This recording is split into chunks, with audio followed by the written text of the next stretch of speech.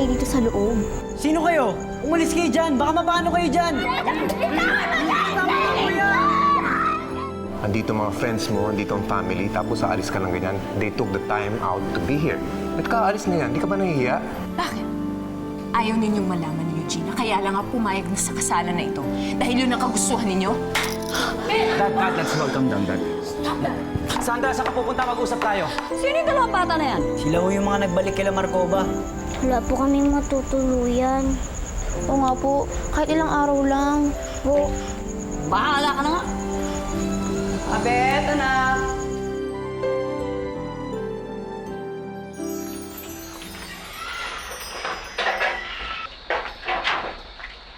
Oh, dito muna kayo Nakakahiyaman, pero huwag kang mag-alala. Pag dumating na rin yung sundo namin, naalis na rin kami. Huwag kang mag-alala, Kuya Rojun. Hindi ka namin papabayaan ni Ate Charity. Mahilig kami sa mga hayop. Sino ba yung lalaki na nakakulong doon sa hawla? Tsaka bakit siya nakakulong doon? Yun. Kuya ko yun. Mahabang kwento eh. Bago kayo humiga, ilagay niyo muna to para hindi malamigay yung likod niyo Sige. Pahinga na kayo Salamat. Mabuti na lang mabait sila dito, no?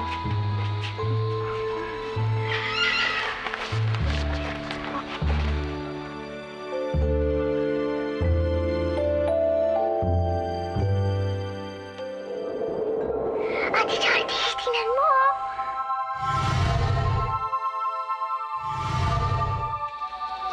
Halika, dali, sundan natin. Eugene, Sandra, sandali lang, I'm sorry. mag-usap tayo. Ikaw na lang ang humarap sa mga bisita natin. Bukas na lang tayo mag-usap.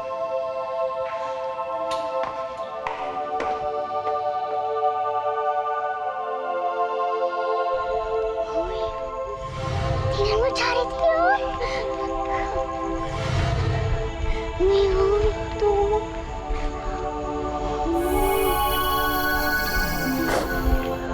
Ano nangyari? Pumuti ulit yung dating maitim mong balahibo. Talaga? Oo.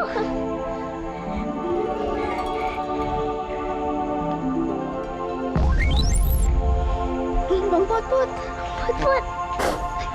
Okay ba? Pinabibigay lahat yan sa iyo ni Man. Salamat po, Mang Potpot. Yan ang reward ninyo sa tagumpay ng misyon niyo kina Betty at mga kasama niya. Pasensya na kayo at ngayon ko lang naihatid. Yung babae kasi doon sa jeep ng anak, hindi na nakarating sa ospital. Ako ang naging kumadrona sa Bicol Parterra. Wow, galing niyo naman po, Mang Potpot. Jack of all trades! Ano po ba yung bago naming misyon, Mang Potpot? Oo nga po, excited na po kami. Halika kayo. Siya ang bagong misyon ninyo. Si Kuya Abet?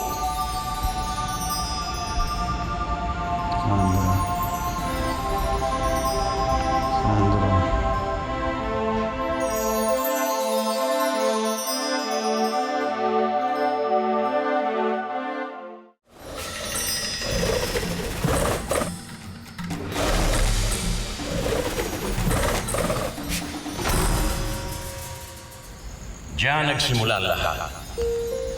Dahil sa hamak na kalapating yan, doon umusbong ang pag-iibigan ni Abet at ni Sandra.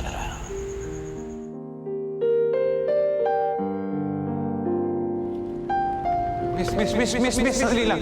Huwag kang lalapit. Papupulis kita. Ba't mo papupulis? Anong ginawa ko sa'yo? Ano ginawa mo?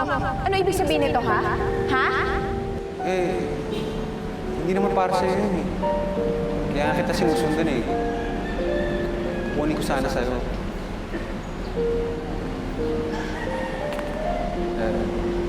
Pwede bang makuha?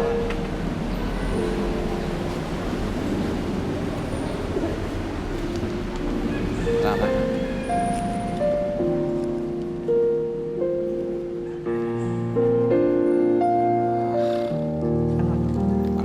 Abet?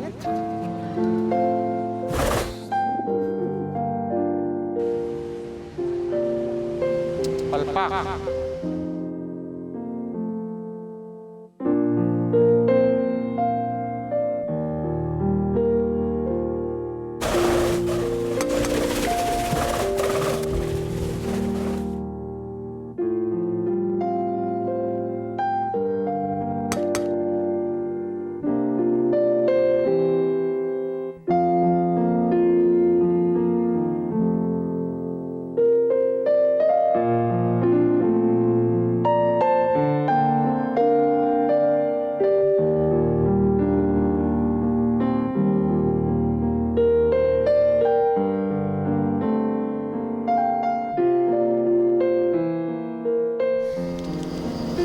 Alam mo ikaw, naligaw ka na naman ba?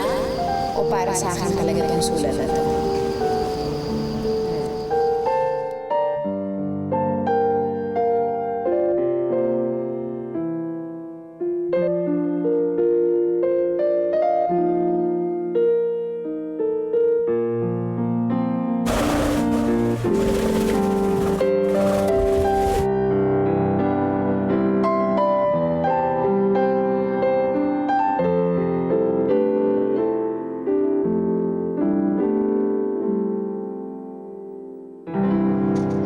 Kuya, Oh, sino ba yung babaeng pinaporma?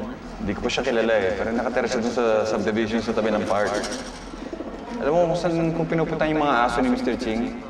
Malapit siya doon. Ang laki ng bahay niya to. Parang mansion. Kore mo naman, kuya. Puporma ka na ng babae. Yung panglangit ang agot sa'yo. E ano ngayon? Pera lang at estado yung pinagkaibahan namin. Pareho naman kami tumitibok na puso. Ang kore mo, kuya. Corny kung corny. Effective yan, effective. Oh, ito na pala kupito ko eh. Ha? Ha? Nabasa ba niya love letter ko? Ha? Nagningning ba mga mata niya dahil sa love letter ko? Ha? Para sa akin ba talaga yung sulat na to o baka naman naligaw yung kalapatan? Miss, para talaga sa'yo yan. Hindi ko lang maano sa'yo nung huli tayo nakita dahil kasi pinasok ko yung pulis sa usapan natin, natakot ako eh. Pero kung gusto mo akong papulis, pakulong, ayos lang. Basta pakulong mo ako sa puso mo.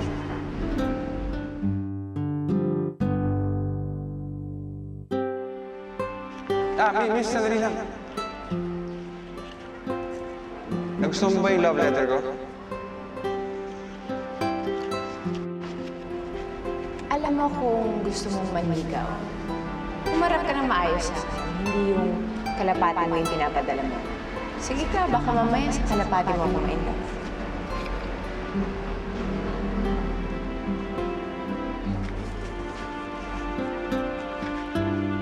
May pag-asa ako. Nay! Nay! Dali! Ano? Ingay na yun! Bakit ba? Ano nangyayari dito? Ano? In love si kuya doon. In love. In love? Baka naman sa kalapati. Tao.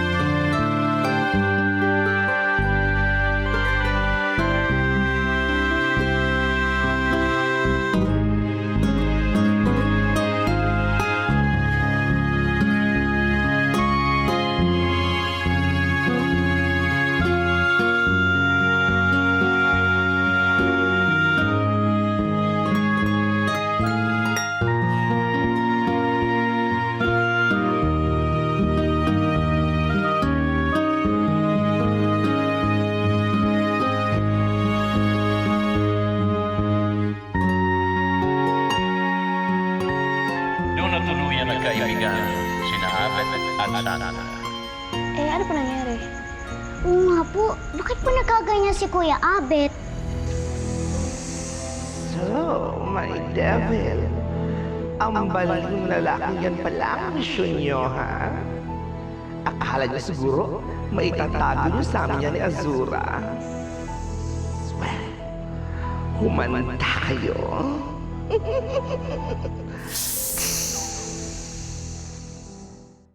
Dalisay man at wagas ang pag-iibigan ni Abet at ni Sandra. Tinutulan ito ng mga magulang ni Sandra. Dahil hindi raw nila kauri si Abet. Malayo ang kanilang buwan. Parang langit at lupa. Hindi naman ganyan. Pero, Bakit nakago kayong bibig? Dad? Magandang hapon ho. Huwag mo akong kausapin. Dad, magpapaliwanag po ako. Boyfriend ko po si Abel. Wala kayo papaliwanag. Kilala kong ugali ng mga taong ganyan. Uwi na tayo. Sundin mo na ang papa mo. Uwi na tayo. Kalimutan mo tong kalukuhan na to. Uwi na! Dad! Uwi na! Sir! Sandra!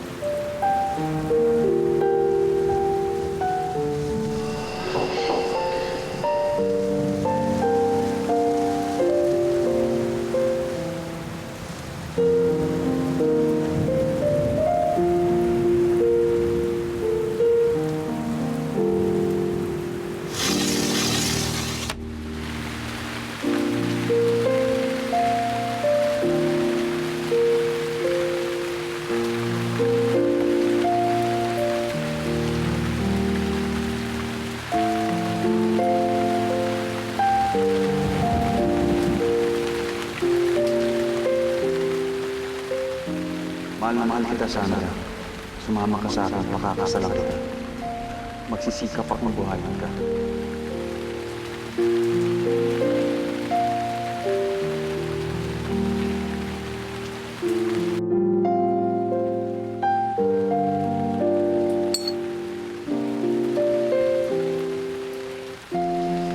Magkita tayo sa dating tagpuan mamayang madaling araw.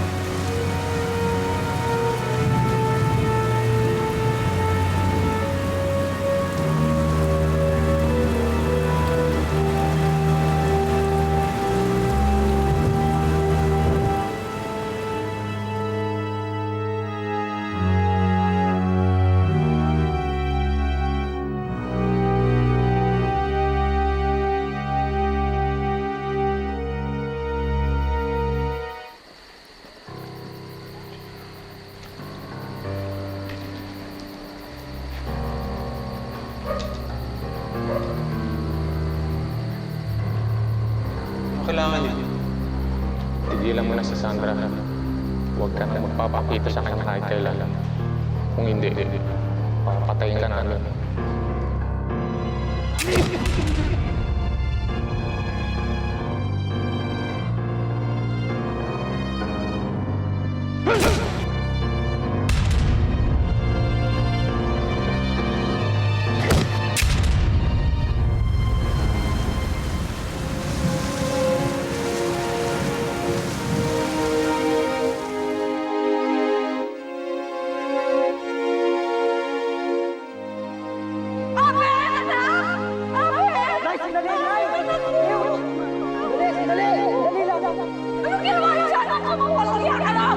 niya na si Sandra. Kundi, lahat kayo mamamatay. Kuya! Kuya, Abet! Alam mo!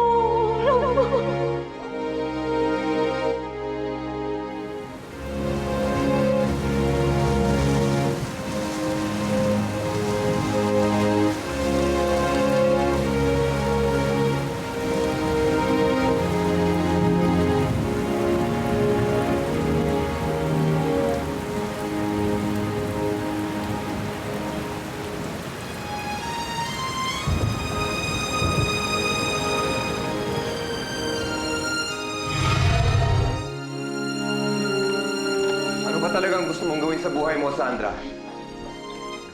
Gusto ko na. When did that matter to you? Kailan niyo ba ipinaramdam sa akin na ang kagustuhan ko ang masusunod sa buhay ko?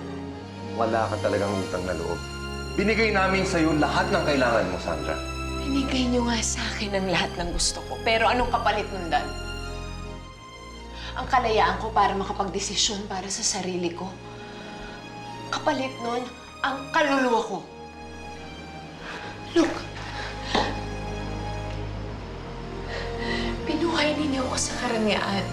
Pero ikinulong niyo naman ako dito sa bahay na to.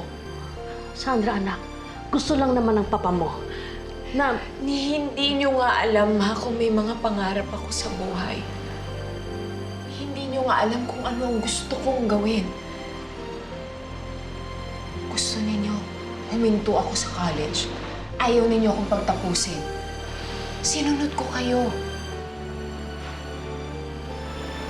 I want you to know na hindi ako masaya sa buhay ko.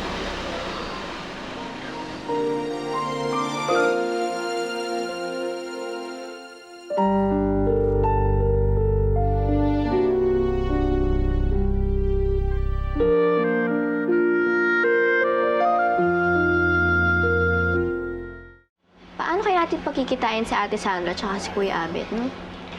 Oo nga, sana sinabi na lang ni Manong kung saan nakatira si Ate Sandra para hindi na tayo mahirapan. Pero alam mo, kaya naman natin yun eh. Di ba nga, pag tayong dalawa yung magkasama, lagi tayong successful sa mga misyon natin. Di ba?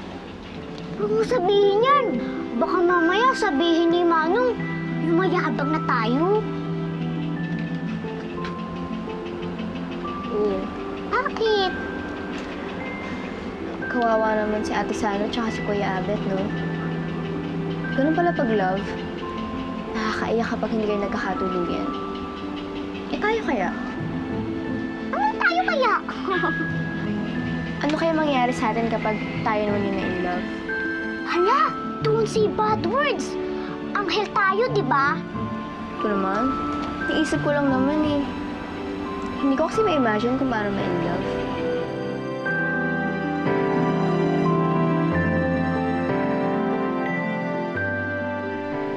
Alam mo, kung bakit ka nahihirapan ng ganyan. Kasi wala kayong closure. Ang dami-dami ng plano together, di ba? Yes, bigla na lang siya hindi nagpakita sa'yo.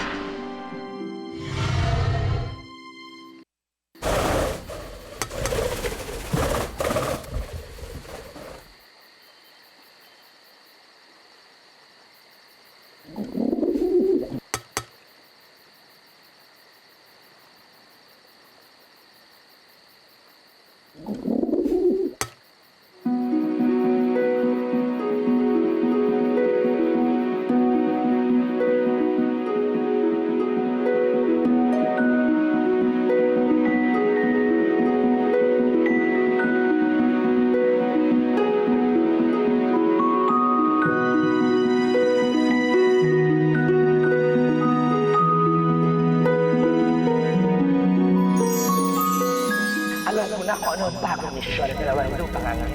Kailangan nilang pagtaguin yung lalaki na nakakulong doon sa zoo at yung babae na kanyang iniiro nung araw. Ang dapat ngayon, pag-isipan natin kung paano natin hindi mapagtatatlo ang dalawang yun. Kuya Rojun, pwede ba naming mahiram yung kalapati ng Kuya Abet mo? Sabihin mo, hanapin niya si Sandra. Sandra? Kailangan mapigilan ko ang dalawang impactang yan. Darna.